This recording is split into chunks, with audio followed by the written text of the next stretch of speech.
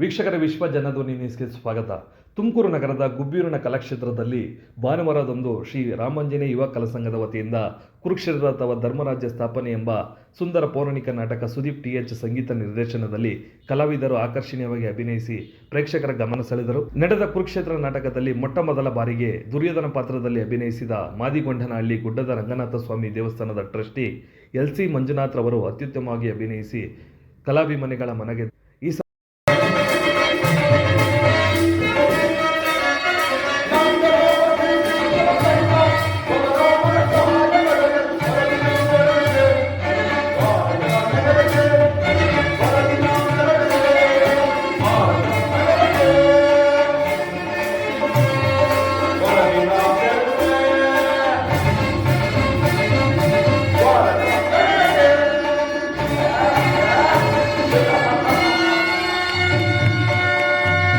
ಸಂದರ್ಭದಲ್ಲಿ ಎಲ್.ಸಿ. ಮಂಜುನಾಥ್ ರವರು ಸುದ್ದಿಗಾರರೊಂದಿಗೆ ಮಾತನಾಡಿ, ನಾನು ಇದೇ ಮೊದಲ ಬಾರಿಗೆ ದುರ್ಯೋಧನ ಪಾತ್ರದಲ್ಲಿ ಅಭಿನಯಿಸಿದ್ದು, ನಾಟಕ ವೀಕ್ಷಿಸಿದ ಕಲಾಭಿಮಾನಿಗಳು ಅಭಿನಯದ ಬಗ್ಗೆ ಮೆಚ್ಚುಗೆ ವ್ಯಕ್ತಪಡಿಸಿದರು.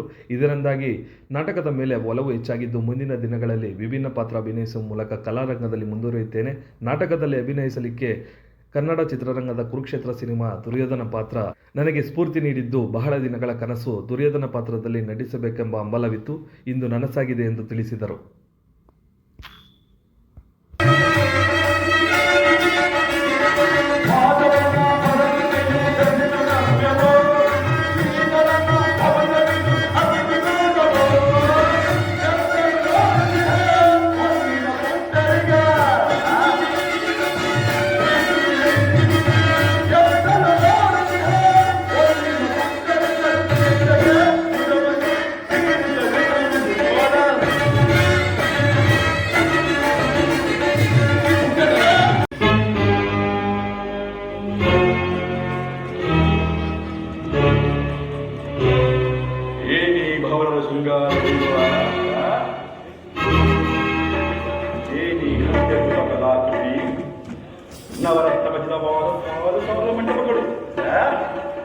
ಮುದ್ದು ರತ್ನ ವಜ್ರ ವೈಡೂರಗಳಿಂದ ಅಲಂಕೃತವಾಗಿ ಆ ದೇವೇಂದ್ರನ ಅಮರಾವತಿನೇ ನಾಟಿಸಿ ಬಂದಿರುವುದಲ್ಲ ಈ ಮಾಧವನ ಭವನ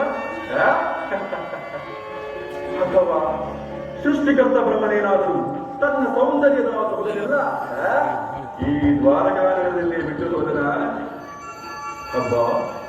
ಈ ಭವನವನ್ನು ಕಂಡಾಕ್ಷಣ ನನ್ನ ಮನವು ಮೋಡಗಳಂತೆ ಕರಗಿ ಮಳೆಗರನಂತೆ ವಾಸವಾಗುತ್ತಿರುವುದಲ್ಲ.